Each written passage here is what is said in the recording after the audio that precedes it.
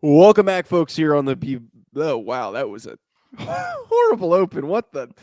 Welcome back to the Believe in FCS Football podcast, part of the Believe Podcast Network. What are you looking at? I'm not even gonna. I don't even need to interrupt this one. You got it. Go ahead, big man. Derailed myself. I'm Joe DeLeone, Oh, joined by God. my former roommate, former teammate, Mr. Sean Anderson. Today, we're going to be talking about the quarterfinals, the 4 games that happened this weekend. Some exciting stuff, some lopsided games. Sean, how are you doing today? Better than you, I guess. I don't know what just happened. I have no idea. And we are past the point where we can do all right, let's start over the open. It's not that I don't care, but I think it's better if I just power through it and suffer. Yeah. I think that's what the audience prefers. We're one takers. We don't do. Yeah. We used to, when we started the show, sometimes the openings would go like what you just heard, very poorly, It happened and a lot. it'd be like, okay, let's start it over again. But now, I don't know if it's laziness or hubris. To say we don't. No, it's authenticity. Oh, that's what it's that's authentic. We F up, you listen to it.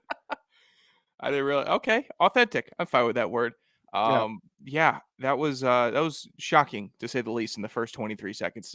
That display that was just put on. Yeah, I'm doing great. Somehow I'm sick again. I don't know how that happened, but don't get COVID, but I'm getting every other possible disease that is on the ground in the streets of LA. Sean, we've got 4 games this past week. Are you getting it off the ground? What are you? Well, my face was on the ground. Oh, so you think maybe your face? No. Let me get his face up. Let me see your face. No, the face is fine now. It's all better. Yeah. Dude, yeah, the face is good. The glasses are still smushed, but probably for the best. I'm gonna replace them eventually. Sure. Sean, these games this past weekend, though, not necessarily blowouts across the board, but they felt a bit lopsided. We're going to talk about and dive into each of those as we're down to the final 4 teams. We've got the semifinals coming up this weekend before eventually we will have a national championship game. We're also going to talk about the Jerry Rice winner for the best freshman in the country. That is going to be coming up soon. Sean, before we do get to that, can you just tell our listeners about Bet Online? I would love to, because I'm that sick SOB that just always takes the Packers. You know why? Because they win me money. And if you're sitting there at home like Joe, who can't do anything, who's sitting there wondering, oh, why am I so broke? Oh, this and that. What? Maybe you go into, if you're sitting there worried about a pair of glasses that you may have broken by your own fault, and just thinking, oh, how am I going to get a new pair of glasses? You know, I know I spent way too much on this pair of glasses, but I'm going to have to get an even worse pair of glasses for even more money. And you're like, oh, what am I going to do? This is a bad pitch. Do not use gambling for your primary income. But you could have some fun during the night times. Tonight, Monday Night Football. I'll throw some action on it. Why not? Because last night, 3 for 3 on Green Bay bets. 3 for 3 and the over hit in the first half. Isn't that something that you would want to have happen for you? Head to the new updated desktop. You're way too cocky about that, I have to say. Website. I was? Yeah, you were. A little bit. Oh, yeah. Maybe I was. Okay. Justifiably, but still just a little bit too cocky. Again, you are the character that I've done the most annoying person in the world when it comes to betting. It's you. You have become the bit. Yeah. That's what you've done. So maybe during this next go around in the call to action, I can get through it. Head to the new updated desktop or mobile website to sign up today and receive your 50% welcome bonus on your first deposit. Just use our promo code BLEAV50, BLEAV50 to receive your bonus from basketball, football, NHL, boxing, UFC, right to your favorite Vegas casino games. Don't wait to take advantage of all the amazing offers available for the rest of the 2021 year. BetOnline is the fastest and easiest way to bet all your favorite sports. BetOnline, it's where the game starts. So if you're like me, folks, you're probably terrible at planning things and also coming up with good gift ideas. And if you've got a lady in your life and you don't want her to be upset at you come Christmas time, I think you need to start looking around for a good gift. And if you need to find one that's got some good deals going on during the holidays, Lightbox Jewelry is where you need to check out. Say goodbye to dull gifts. Lightbox lab-grown diamonds are the brightest gift of the year using cutting-edge technology and innovative techniques. They've cracked the science of sparkle, creating the highest quality lab-grown diamonds you can find at a light price, $800 per carat. They have the same chemical makeup of natural diamonds, but just are grown in a lab. Because of their process, they can create stones in blush pink and beautiful blue, as well as classic white. Lightbox lab-grown diamonds are the greatest gift they'll never want to take off price, so they won't have to. They really do make any outfit sparkle. Visit lightboxjewelry.com and add sparkle to your holiday shopping. That's lightboxjewelry.com. Lightbox Diamonds, never a dull moment. Managed to get through the read, but not the open. That is a backwards first 5 I don't minutes know of the what I would show. trade. I don't know what I would trade if I only get a choice of either from you. Maybe it's the read. Maybe. Yeah, I don't disagree because it looks good if we don't stumble and giggle through the reads, just for advertising purposes. Right. Sean, before we get to these games, which I'm sure our listeners are excited to talk about, I want to hit on the Jerry Rice Award winner, which happens to be Jackson State quarterback. I know I'm going to mispronounce this considering how badly we were mispronouncing Malott. Shadur Sanders. That's pretty good. I'm guessing that's how it looks like it's pronounced. 11-1 this season, and he threw for 2,971 yards, 28 touchdowns, and only 5 interceptions for a 68% completion percentage. He pretty much ran away with this thing. Some of the other people that he was competing with were Darius Hale, the running back from Central Arkansas, Josiah Silver from New Hampshire, defensive end, Zevi Eckhouse, quarterback from Bryant, and then the 5th place finisher was James Conway from Fordham. I don't know how 23 guys made it on this list. That is insane that many people receive votes. But Sanders on a team that did really, really well. It's cool seeing that Deion's son wins the award, and the Jerry Rice Award stays at an HBCU program. And it really wasn't that close. Jackson State this year has had a massive impact on not just FCS football, but college football as well.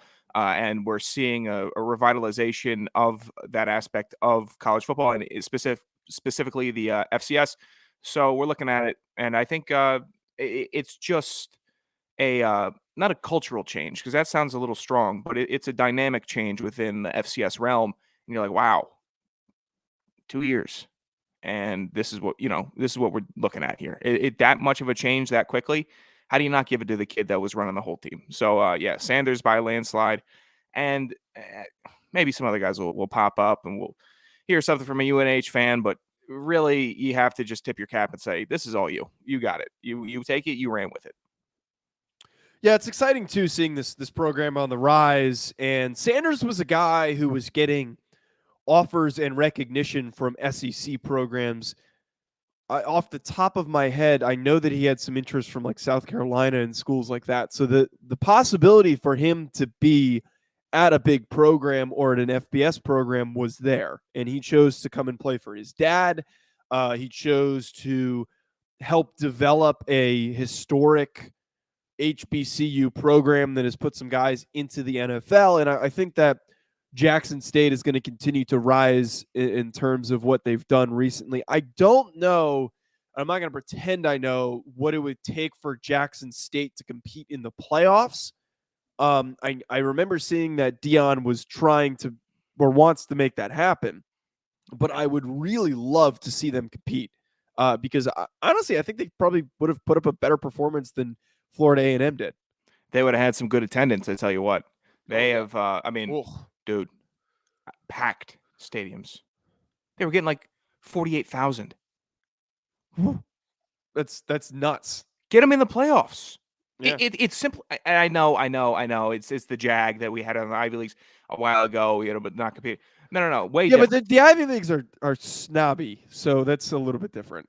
Dude, I'm just sitting here. If I'm the committee, and I don't know the committee. I don't know a thing about the committee. But if I'm sitting here looking at this thinking, okay, we could have 15,000 people at a game, maybe. Mm-hmm. Or we could have 50,000 if we have Jackson State in the play. Granted, they have to make it. They have to be qualified to make it this year. I would say they had it. How can you turn that down? How can you turn down an entire state of Mississippi getting involved with the FCS playoffs. Right. It's silliness to me. Silly. I'm sure we're going to get a DM from the Reddit FCS guys giving us a breakdown of what it would take for them to make it to the playoffs, which I will be waiting patiently for that DM to come. I will not be. All right, Sean, let's talk about these games. So I was leading in with this. These games were kind of I don't want to say that they were blowouts. I put down the wrong score for Villanova South Dakota State, so ignore that. Out of way. They weren't all blowouts, and they didn't all feel like the opposing team that lost got completely smacked. But all these games, the victor won by multiple scores. This wasn't like a one-score weekend, which it's a bit disappointing in my eyes because you'd think by the quarterfinals we would get 4 really competitive games. That wasn't necessarily the case. The first one that ended up being the last game on the slate was the Sam Houston Montana State game, which Montana State won 42-19. An outcome I don't think any of us would have really predicted. And geez, I don't know where that came from. Sean, this one was very messy for Sam Houston as the beginning first half had a lot of turnovers. Eric Schmid did not have a very good performance to start this game. A lot of too little, too late, as those turnovers, those interceptions set up some easy scores and some easy drives and some early momentum for Malott and that Montana State offense. Dude, the defense for Montana State, suffocating. 3 interceptions, 4 sacks, 9 tackles for loss. Insane. How do you... It's very, very hard. That has to be some crazy ass shootout for you to win that game. Your defense has to be doing the exact same thing, which Sam Houston State's defense was not. And it's just, they're the Seahawks, man. They're the Seahawks, and it's obviously they're not Cam Chancellor and Richard Sherman and Earl Thomas and Brandon Browner. They're not. You got Troy Anderson smacking dudes though. But if we're looking at the structure of the team, they run the rock like crazy. 100. What am I looking at? 81 yards between Ifanze and Malott. Yeah. I'm sure I'm going to get that by the end of the season. I think I'm still mispronouncing it, but the video I watched, the commentators said Malott, I believe. 3 touchdowns between them, and then a suffocating defense. Good luck, everybody else. And I know it's just the first game that we're talking about, and we still have North Dakota State and South Dakota State, and we still got all this and that. Okay, we'll get to it. Scheme it up. You got to get chaos is what someone needs to create. And I know that's been our word of the playoffs, but if you have that structure on Montana State like that, go ahead. You can get your first 10 plays scripted, but if they're not chaotic enough or confusing enough, then it's going to be a long one. The color commentator referred to Tommy Malott as the FCS Taysom Hill, and I kind of like that because he's built well. He's a good runner. Not going to throw the ball a whole lot. He'll make the plays when you need him to. He only threw 11 passes. He was 6 for 11 for 165 yards and 2 touchdowns. Like, he can sling it. Just you don't want him doing it a whole lot. But the big killer there is the 76 yards for 2 touchdowns. So I think that's a decent comparison. I don't like Taysom Hill, so I'm not going to make a big comparison here. It's hard for me. It's hard for me to do that. Are we doing fat stats today? I did do a little thing. I'll just give a fat stat from each game. How about that? Okay. Wow. Yeah, completely blanked. Sam Houston State wide receiver Ife Adeyi, 9 catches, 184 yards, and 2 touchdowns. That is your fat stat from this past game between Montana State and Sam Houston State. It's a very unorthodox way of doing fat stats, but that's how we're going to do it when we got 4 games, I guess. Yeah, Ramon Jefferson, by the way, was also held to 17 yards on 11 carries, which suffocating. Seriously took them out of it. Yeah, just final quick thought here. Montana State defense is clearly good enough to win them football games. I still am not. I think that their offense did well based on the fact that their defense set them up for really easy success on some of those drives. But that defense is legit, and South Dakota State is going to be in for a very difficult matchup this upcoming round.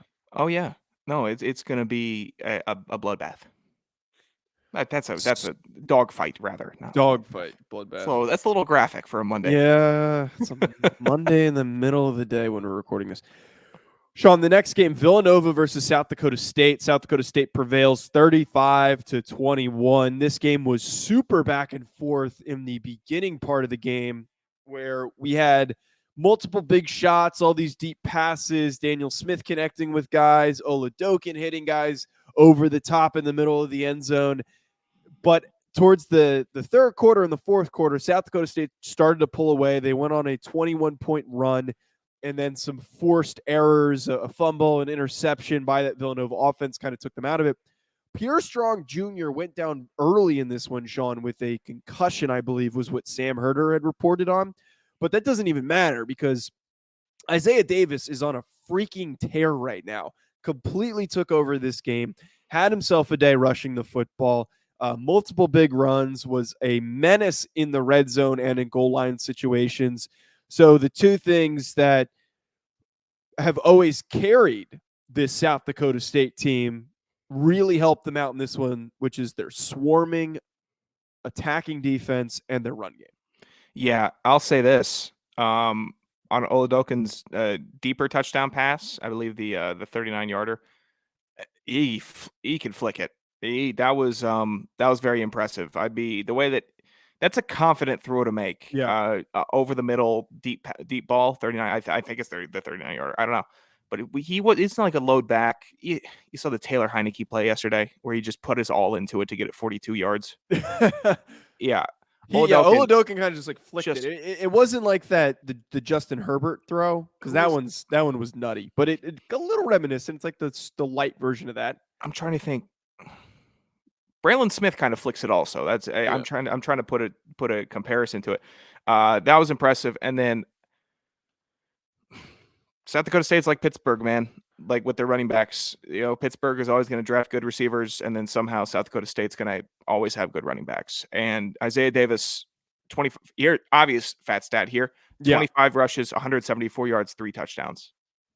Okay, Stupid. Just go ahead, take over in the playoffs because that's what you do.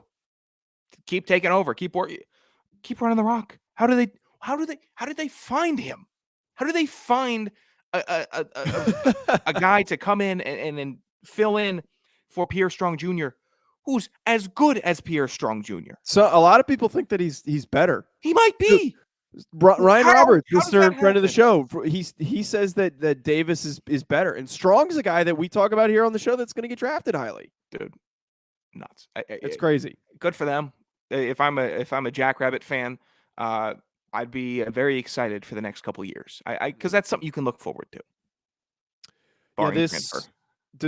Barring transfer. Depending on what happens with Pierre Strong, if he's available against Montana State, that is going to be a fun matchup to predict. And I don't want to get into it too much because we're going to talk about that obviously on the late week show. But man, that is going to be elite defense versus elite run game, just smashing into each other full speed. Oh yeah, no, it's gonna be fun, and Villanova South Dakota State was pretty fun. You got Daniel Smith running over linebackers. That's a lot of fun. He's a gamer. We've been saying it since we first, I think, saw him before we even played him first. He's a gamer. He's a football player. So whenever you get to watch him on a national stage, you kind of like, whoa, who's this guy?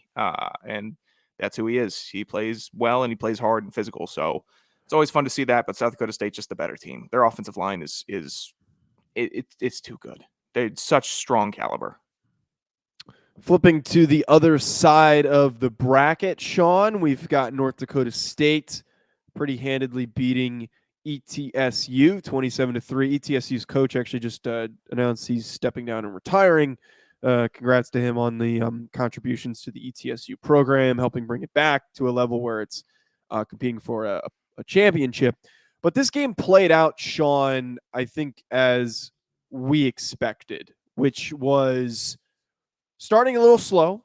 And as both teams are running the football, they were going to put themselves, across the 50-yard line, might lead to some punts. But as North Dakota State slowly got into that rushing rhythm, they had a lot more guys to tote the rock and get the ball to that they just very gradually pulled away in the fashion that we see North Dakota State tend to do, which is They're not going to put up 50 and throw a bunch of deep passes, but they're going to get up to 27 points, and they're going to take their time slowly killing you. Yeah, so here's the obvious fat stat for this game. 7 different North Dakota State players rushed the ball. That's insane.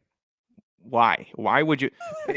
You think okay, they got you hear in the NFL, right? Two-headed monster. Big guy, little guy, shifty. Then sometimes you get the 3-headed monster. You're like, oh, okay.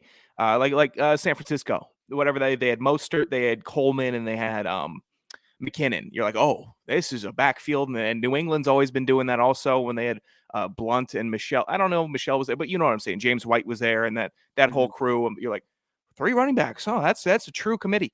7 different people running the ball this past week. That's insane. What do you 2 do? quarterbacks are in there too. I know the 2 quarterbacks. I'm almost not even counting that, but 5 different players you got back in there. They're toting the rock. I'm like, maybe it's more commonplace in college football. I don't know, but I'm sitting here like, okay. So if you're a defense, you're looking at this like, okay, fine. Maybe we got a secondary rotation of the defensive lineman, got a nickel package so the big middle linebacker can get out. Defensive backs, they can run all day, but if you're going against fresh legs all day and fresh legs that can run the ball well and know how to tote it and are comfortable getting 5 yards in a cloud of dust, all that, what are you going to do? What your legs can't hold up. Enjoy, hey, 3-tech, have a fun day. Have a fun day because while you're struggling to get off blocks, the running back's already equidistant with you and he's falling forward. So good luck because he's falling forward. You could just put another guy in there. He'll do the same thing, and that's maybe credit all to the offensive linemen. They're all neck at North Dakota State. They're all just neck, and they just maulers, man. The final 4, you're looking at them. Where's the weaknesses? And we'll pick that apart on the preview show. But man, the winners put in some solid performances this week. Yeah, the one other part of this game that sticks out is the extent that they shut down ETSU's offense. Quay Holmes, I'm sorry to say this, probably no longer in contention to really. Jamie Williams sent me a message, and I forget what I think that they already know who the winner is, but that to me, I don't think he wins the Walter Payton if only putting up 35 yards when he's supposed to be the guy.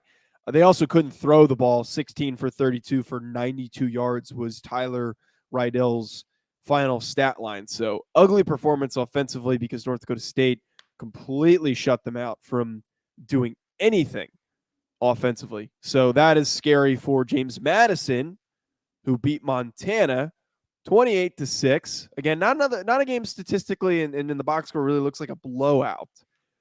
But we saw an injury to Cam Humphrey, who is the starting quarterback for Montana and has been a bit inconsistent, but has been a guy that's taken over that role and handled it the entirety of the year. He wasn't doing that great, but he goes down with an injury where he just gets popped after he tried to scramble.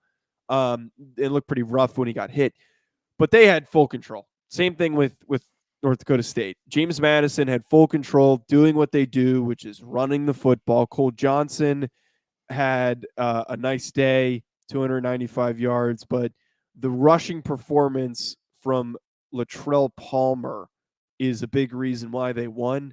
And a lot of similarities between all these teams, all 4 of these teams. They can run the rock, they play good defense, and they're going to shut down a part of your offense that is crucial for victory. Oh, dude. Parallels across the board. And also congratulations, Lorenzo Bryant Jr. playoff touchdown. Yes. Friend of the show is what we're going to say. We'll keep it moving. Cole Johnson has stepped up in consecutive games in the playoffs. He's continuing to lead this team to wins. And I know we're not really a quarterback show. We like to take deep dives into the teams. But if you're looking at a guy who last year we're looking at him saying, oh, okay, maybe it's okay. And then this year you're looking at him like, who's this guy? Different player. And maybe it just took 7 years for it to set in. But to see a fan base like JMU, who is rather rabid for the at least on social media, they're rather what is it when you seek out conflict? What's that word? Confrontational on social media. Not much confidence going into this season from them, at least from who I interacted with. And they kind of were like humbled, like, oh, what's this Cole Johnson guy going to do? He's leading your team. He's leading your team, and he's getting looks because he's leading this team, and he's efficient. All right, it's not going to be gaudy. Some games, 6 touchdown games, sure. He's efficient. 7 incompletions. I'll take that. I'll take that all the time.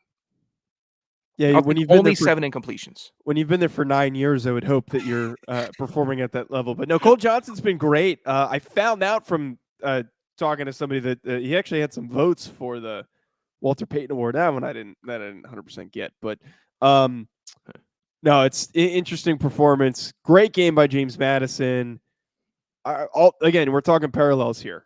The best teams that are remaining are the ones that can do those things effectively, which is run the football and play really good defense. We're going to end up previewing these games coming up later in the week, as we always do. Sean, I think that's it that we have really to cover for these, because there's less games and not really a lot of lockdown performances. It was some easy victories for all 4 of these teams. Yeah, and we say easy victories, but it's obviously, it's a huge grind to get there, and you have to imagine can you imagine still playing right now, playing the game in December after how we felt the beginning of November? Yeah. They're just motivated, and that's what's cool about football, is that you can work past that crazy ass tiredness and soreness and body ache, and you're looking at these guys like, wow, how do they look so fresh? And it's because you tap into some different part of your brain that's saying, hey, you made it this far, get up, loser. That's kind of how it is. That's kind of like a week 3 of camp mentality. You're like, all right, yeah, time to get up. Let's get it going. Just like, I don't want to do this, but I have to. Right. It's that mentality. All right, Sean, I think that's going to be it from us at Joe DeLeone, at Sanderson Radio. Hit the subscribe button on the YouTube channel. We're almost to 700 subscribers on the YouTube channel. I think that we're not far off to possibly getting to 1,000. So please subscribe. I'm planning on doing some sort of giveaway for both shows that are on the YouTube when we get to 1,000, just to incentivize people to hit the subscribe button. Sean, any closing thoughts? No, I'm thinking about a giveaway item right now. No, I was gonna. I'll just say it. I'm gonna make a post for it in the next couple of weeks. Once we get it maybe a little closer to 1,000, just do a jersey giveaway. So if whoever giveaway. Yeah, whoever whatever jersey, whoever wins will tell me what jersey they want, and I'm gonna send them a jersey. I've got some Joe DeLeone memorabilia. Do you? He doesn't know that I have it. He doesn't. What Joe DeLeone memorabilia do you have? If you're interested in getting something that Joe DeLeone owns that I stole from him, reach out to me on Twitter. What do you have? Hey, pocket watch. You gotta tease it. You gotta tease it a little bit. You gotta no. People can inquire. No. We get to 1,000. We get to 1,000. Then you get to know. All right, second place winner will get a piece of Joe DeLeone memorabilia. First place winner. No, because second place winner, enjoy your jersey. It's gonna be like a old torn up pair of underwear that I left in. Why would I have that? I don't know. You're what weird. Use would I have for that? No. Just for this. Actually, something you were looking for. It'll be. What is it? I can't tell you. You're a real dickhead. Sure. All right. Thanks, folks. Subscribe. Drive safe.